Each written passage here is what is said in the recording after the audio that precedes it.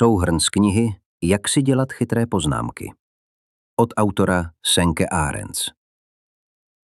Zkuste si představit, že byste měli přímo ve své pracovně partnera, který si pamatuje každou zajímavou větu, na níž jste kdy v knihách narazili.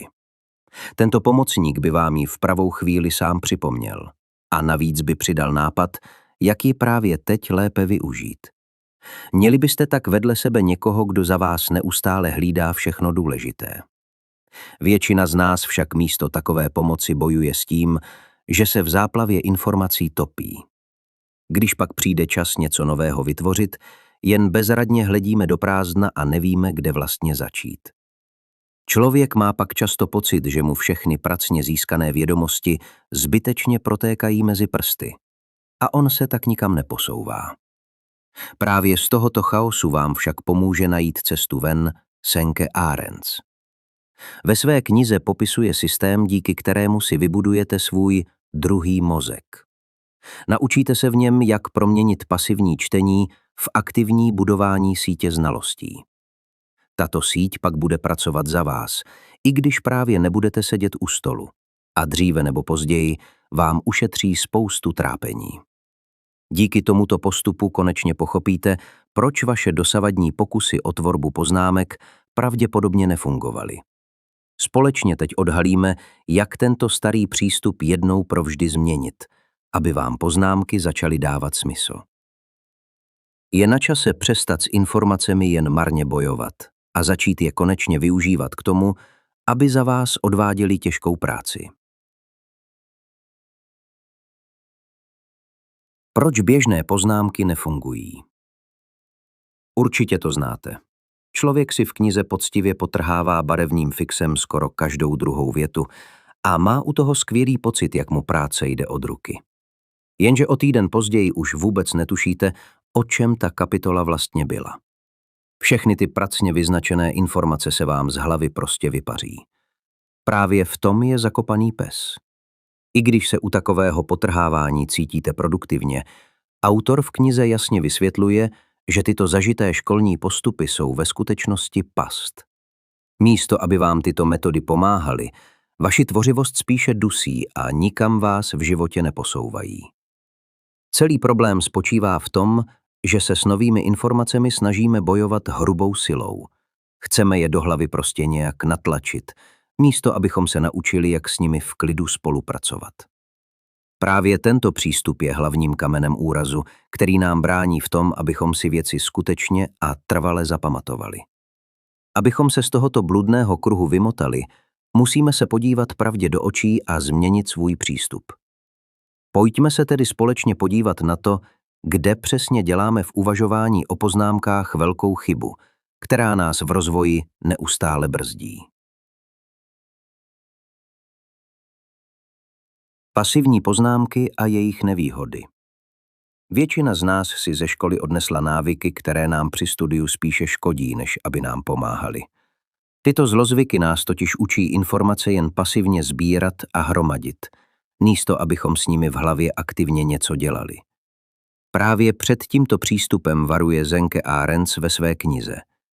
Jasně v ní říká, že tradiční metody, jako je podtrhávání v textu nebo barevné zvýrazňování fixy, jsou ve skutečnosti rychlou cestou k tomu, abyste všechno okamžitě zapomněli. Tyto techniky v nás sice vyvolávají příjemný a uklidňující pocit, ale je to jen falešná představa, že jsme danou látku pochopili. I mechanické opisování citátů zkrátka nefunguje tak dobře, jak bychom si na první pohled přáli. V psychologii se tomuto nebezpečnému jevu říká iluze porozumění, nebo také iluze kompetence. Máte pocit, že věci znáte, ale ve skutečnosti jste s nimi ve své hlavě nijak nepracovali a nevytvořili si k nim žádný vztah. Váš mozek tyto informace mechanicky přepsal, aniž by nad nimi musel skutečně přemýšlet. Problém je v tom, že pouhé vlastnictví dat v knize nebo ve výpiscích není totéž jako jejich skutečné pochopení a ovládnutí. Často se pak stává, že se ke svým zvýrazněným větám vrátíte po měsíci a vůbec netušíte, proč jste si je vlastně označili. Těmto poznámkám totiž chybí potřebný kontext a smysl, který by je ve vaší paměti udržel při životě. Kniha tento nešťastný přístup nazývá prostým biflováním a považuje ho za neúspěšný pokus o učení. Jde o prázdné shromažďování izolovaných faktů, které v hlavě nedrží, protože v ní poletují bez jakéhokoliv ladu a skladu. Tyto informace totiž nejsou nijak propojené s tím, co už dávno znáte a čemu rozumíte. Pokud informaci aktivně nespracujete do vlastních slov, váš mozek ji vyhodnotí jako zbytečnou a rychleji nadobro vymaže, aby uvolnil místo pro jiné věci. Pouhé kopírování cizích vět je navíc formou intelektuálního outsourcingu, což je v podstatě jen přenesení práce na někoho jiného. Takový postup vás ale k vlastnímu pochopení nikdy nedovede, i kdybyste si takto popsali celé stohy papíru. Vytržením věty z jejího původního místa navíc často nevědomky úplně změníte její původní význam. Výsledkem pak není vaše vlastní tvorba, ale jen nastříhaný patchwork cizích myšlenek, který postrádá jakoukoliv vaši originalitu a vlastní nápad. Celý text pak působí jako slepenec, kterému chybí souvislá úvaha a jasný směr. Tradiční poznámkování tak vytváří jen hromadu skvělých myšlenek, rozesetých na 10 různých místech, ve kterých máte nakonec jen zmatek. Když pak přijde čas něco skutečného napsat, musíte se spoléhat výhradně na svou vlastní paměť. Doufáte, že si vzpomenete, kde jste co viděli, což přirozeně vede k obrovskému stresu a nepříjemnému pocitu, že nic nestíháte. Právě tato neschopnost tvořit vlastní strukturu nás pak nutí spoléhat se na různé umělé pomůcky. Jsou to hlavně pevné plány, které nám mají dát alespoň nějaký pocit kontroly nad tím, co vlastně se všemi těmi informacemi děláme. Jak si ale ukážeme v další části, právě tyto pevné plány jsou často tím, co naši kreativitu brzdí. Místo aby pomáhali, spíše nám v našem tvůrčím rozletu házejí klacky pod nohy.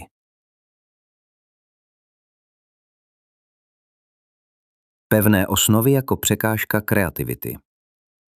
Škola nás naučila spoustu věcí, ale ne všechny jsou nám k užitku. Kromě špatných návyků při čtení nám vtloukli do hlavy, že před každým psaním si musíme nejdříve udělat pevnou osnovu. Právě tento zvyk je ale v praxi zabijákem vaší tvořivosti.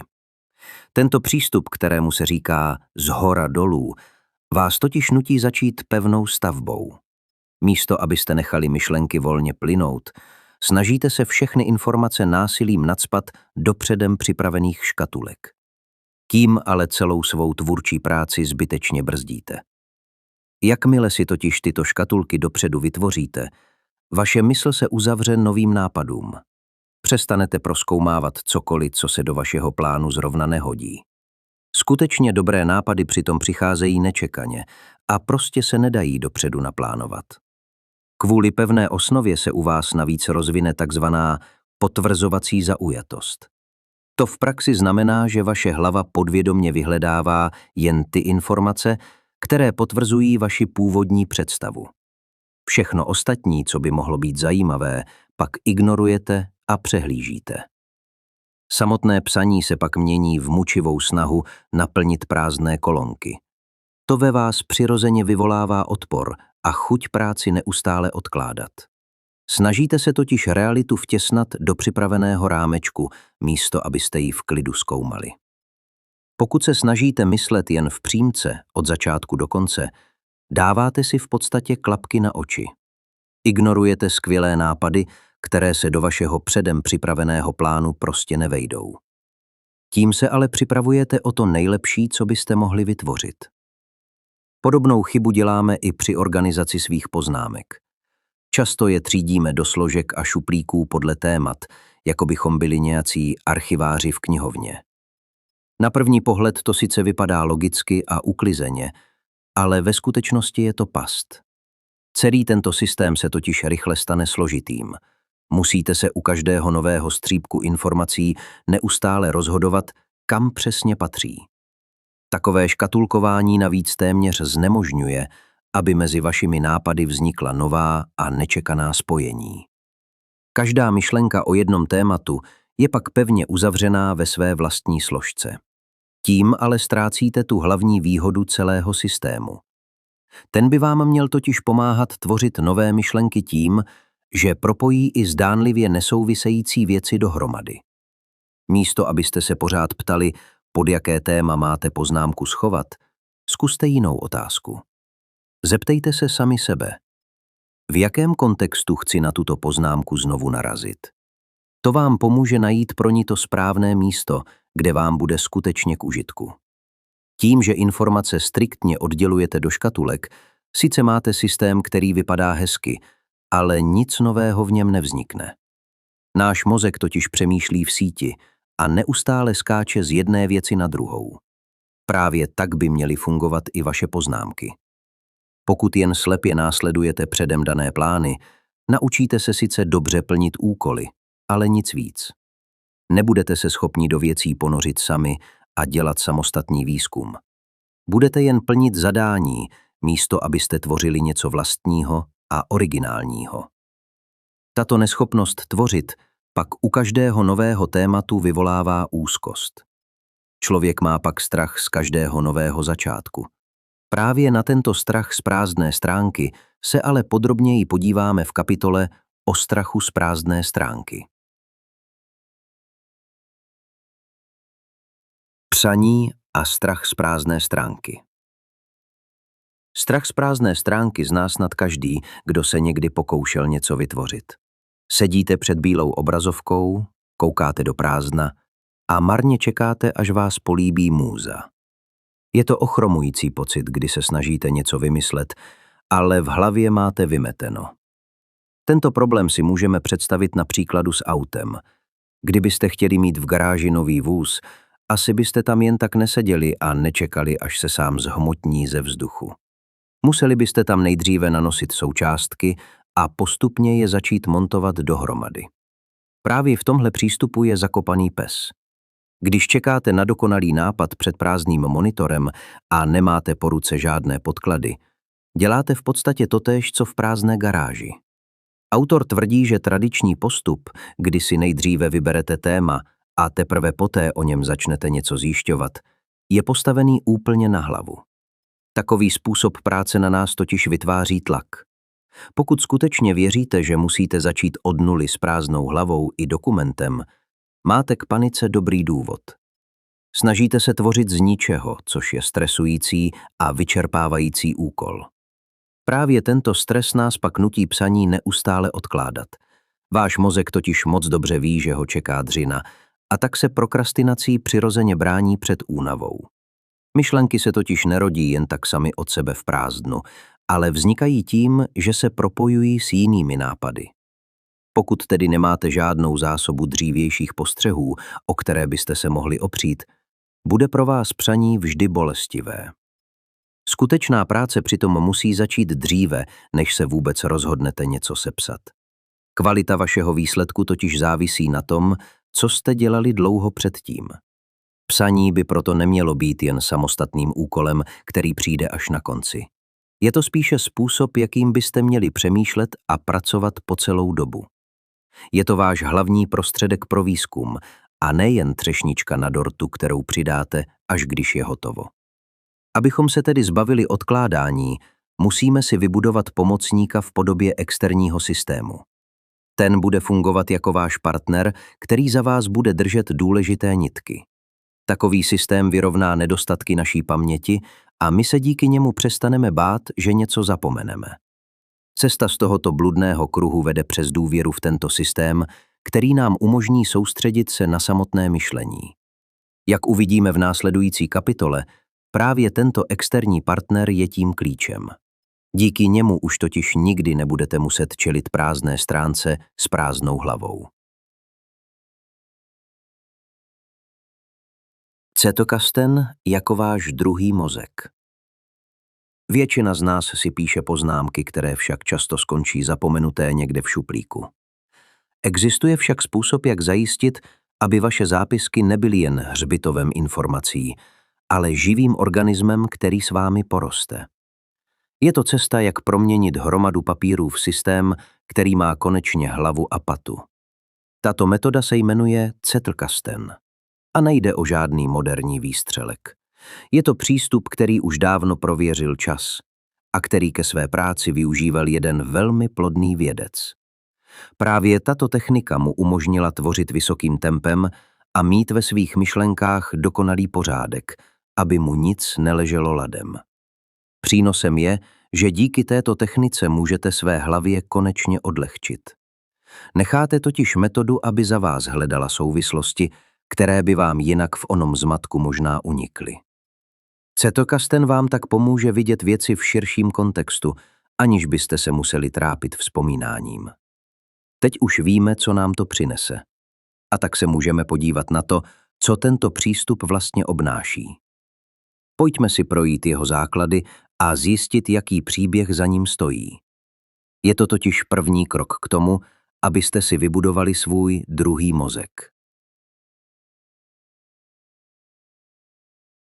Síť poznámek a princip jejího fungování. Cetokasten v překladu z němčiny znamená krabice na lístky. Není to však jen obyčejný šanon nebo kuchařka, kde jsou věci seřazené podle témat. Je to metoda propojených poznámek, která funguje jako váš druhý mozek a slouží jako aktivní pomocník při přemýšlení. S tím souvisí i to, jak funguje naše hlava. Senke Arens vysvětluje, že naše paměť je ve skutečnosti docela malá a najednou v ní udržíte jen 7 věcí.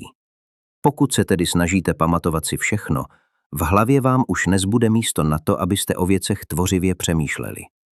Právě proto potřebujete tuto externí pomoc, která vyrovná naši přirozenou zapomnětlivost. Mezi mozkem a lístkovnicí pak dochází k rozdělení práce.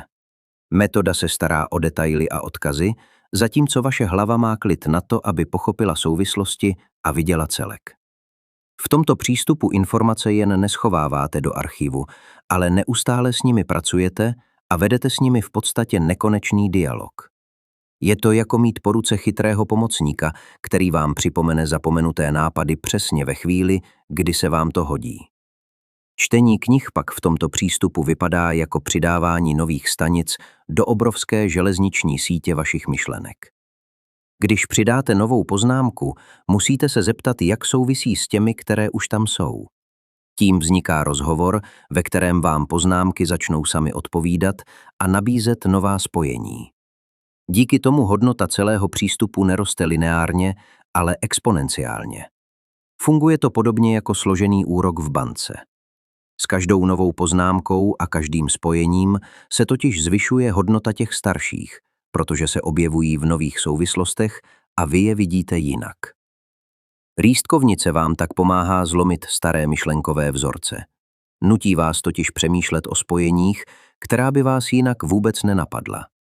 Řeší tak problém, kdy něco sejde z očí a tím pádem i z mysli. Cílem totiž není jen hromadit cizí citáty. Jde o to, abyste si vytvořili vlastní výklad světa a začali tvořit myšlenky, které stojí za to sdílet. Chcete zkrátka tvořit něco, co má hlavu a patu. Jak uvidíme na příkladu jednoho sociologa, může tento přístup vést k nevídaným výsledkům. Tento muž změnil vědu a dokázal, že dobře nastavený systém je silnější než jen čistá inteligence. Niklas Luhmann a jeho produktivita. Příběh Niklase Luhmanna ukazuje, že vysoká produktivita není o nadlidském úsilí. Tajemství spočívá v tom, že na to musíte jít chytře. Luhmann dokázal, že s dobrým přístupem zvládnete věci, o kterých se ostatním ani nezdá. Tento německý sociolog přitom začínal obyčejně jako úředník. Po večerech se ale věnoval své vášni, tedy četbě a psaní poznámek na papírové kartičky. Ty ukládal do své lístkovnice, která se postupně rozrostla na 90 000 lístků. Právě tyto poznámky mu změnily život. Když své myšlenky ukázal jednomu profesorovi, ten jimi byl ohromen. Okamžitě mu nabídl místo na univerzitě, i když Luhmann tehdy neměl potřebné tituly. Díky svému propracovanému přístupu dokázal Luhmann něco nevídaného. Zvládl dokončit doktorát i dizertační práci za jediný rok. Pro běžného smrtelníka je takové tempo nepředstavitelné, ale pro něj to byla díky kartičkám hračka. Během své 30leté kariéry stihl vydat 58 knih a stovky odborných článků. Lidé si mysleli, že je to nadpozemský génius, ale pravda byla jinde. Jeho trumfem byla právě lístkovnice, které s nadsázkou říkal partner pro komunikaci. Přitom to nebylo o tom, že by se u psaní strhal. Luhmann zapsal v průměru jen 6 poznámek denně. To je malá investice, kterou by zvládlo každé ranní ptáče. Stačilo jen vytrvat a nenechat se odradit. Tato drobná každodenní práce se mu však díky zvolenému přístupu vyplatila. Každá poznámka pro něj byla jako stavební kámen. Mohl ji totiž kdykoliv vytáhnout a použít v jakémkoliv projektu, na kterém právě pracoval. Jeho přístup se řídil prostým pravidlem. Dělejte to, co jde samo. Luhmann se nikdy do ničeho nenutil silou vůle a říkal, že píše jen tehdy, když přesně ví, jak na to. Jakmile se u nějakého tématu zasekl nebo začal váhat, prostě to nechal plavat. Věc odložil a šel dělat něco jiného, co mu šlo v tu chvíli lépe. Tím se mu podařilo vymazat obávaný spisovatelský blok. Díky tomu mohl pracovat na mnoha projektech najednou. Mezi tématy přecházel podle toho, kde zrovna cítil inspiraci. Když narazil na zeď, prostě přeskočil na jinou poznámku ve své síti a pokračoval dál. Luhmannův úspěch tedy nestál na tom, že by byl výjimečně chytrý.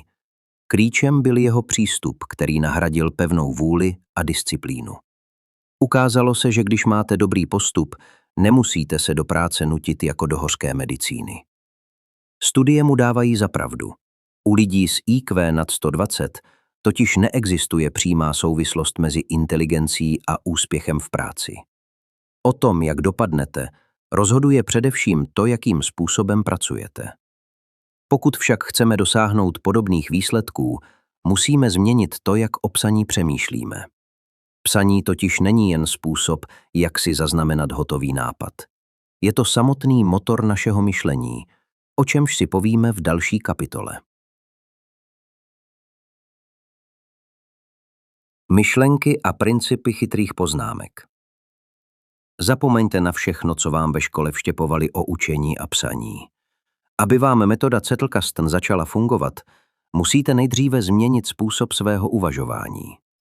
Čeká vás totiž několik pravidel, která jdou často proti zdravému rozumu a na první pohled se vám mohou zdát postavená na hlavu. Tyto principy však nejsou jen prázdnými slovy. Vycházejí totiž přímo z toho, jak podle moderní vědy funguje náš mozek. Pokud je přijmete, přestanete být jen pasivními čtenáři, kterým jde všechno jedním uchem dovnitř a druhým ven. Stanete se lidmi, kteří si své znalosti skutečně budují a jimž už v hlavě jen tak nevyprchají. Právě proto je důležité si nejdříve důkladně vysvětlit, na jakých pevných základech celá tato metoda vlastně stojí. Jsou to pilíře, díky nimž vám bude systém chytrých poznámek spolehlivě sloužit dlouhá léta. Pojďme se tedy podívat na to, jak do něj proniknout a vzít rozum do hrsti. Psaní jako hlavní nástroj myšlení. Základem všeho je pochopit, že psaní není jen nějaký závěrečný úkol. Není to něco, co uděláte, až když máte všechno v hlavě srovnané. Ve skutečnosti je psaní samotným aktem, v němž vaše přemýšlení vůbec probíhá. Právě proto platí, že dokud nedokážete myšlenku zapsat vlastními slovy a celými větami, tak jí ve skutečnosti nerozumíte. Máte o ní jen mlhavou představu, která se vám v hlavě pouze toulá. Teprve papír a tužka ukážou, jak na tom doopravdy jste. Psaní vás totiž donutí přemýšlet ostřeji a přesněji. Funguje jako rentgen pro vaše nápady a okamžitě vám odhalí všechny mezery, nejasnosti a logické chyby, které byste jinak v hlavě snadno přehlédli. Tím, že se snažíte myšlenky sami formulovat, nutíte svůj mozek k hloubkovému zpracování informací. Tato činnost testuje vaše pochopení a vytváří pevnější paměťové stopy než pouhé pasivní čtení. Odborně se tomuto postupu říká elaborace. Podrobněji si ji vysvětlíme v kapitole o vědeckých základech učení, kde uvidíte, jak mozek musí informaci aktivně přetvořit a propojit ji s tím, co už dávno ví. Z toho plyne jedna jednoduchá skutečnost. Pokud po přečtení nějakého textu nedokážete napsat jeho jasné shrnutí, pravděpodobně jste mu ani pořádně nerozuměli. Psaní je v tomto ohledu neúprosný učitel, který vám nic nedaruje. Aby však byla vaše poznámka užitečná, musí být atomická. To znamená, že obsahuje jen jedinou myšlenku. Musí být napsaná tak jasně, abyste ji dokázali bez problému vysvětlit i někomu jinému. Měli byste psát vše tak, jako by to po vás měl někdo číst. Právě tento přístup vás totiž donutí k větší jasnosti a srozumitelnosti. Když píšete pro druhé, nemůžete si dovolit jen tak vařit z vody. Tento princip boří iluzi, že psaní je jen konečný výsledek práce. Ukazuje nám, že kvalita toho, co vytvoříte, závisí hlavně na tom, co děláte předtím, než se tématu vůbec začnete věnovat. Díky tomu se z pasivního čtenáře, který jen hltá informace, stáváte aktivním objevitelem. Už ve fázi pořizování poznámek se měníte v tvůrce. Přestáváte věci jen spotřebovávat a začínáte z nich tvořit nová témata, která vás skutečně zajímají. Psaní vám navíc pomáhá získat od vlastních myšlenek potřebný odstup. Jakmile je máte černé na bílém, můžete s nimi zacházet jako s materiálem, který lze kritizovat a dále vylepšovat. Už to nejsou jen pocity, ale hmatatelný podklad. Právě tento způsob objevování myšlenek z dola nahoru si podrobněji rozebereme v další části. Uvidíte, jak nechat celou strukturu vaší práce přirozeně vyrůst přímo z vašich poznámek. V následující kapitole pak pochopíte, jak se díky tomuto postupu vyhnout diktátu pevných osnov. Vaše práce pak bude plynulejší a nápady se budou propojovat sami od sebe. Nyní jste doposlouchali necelou čtvrtinu našeho souhrnu. Celý souhrn z knihy si můžete poslechnout na knižkomat.cz. Odkaz máte v popisku. Děkujeme.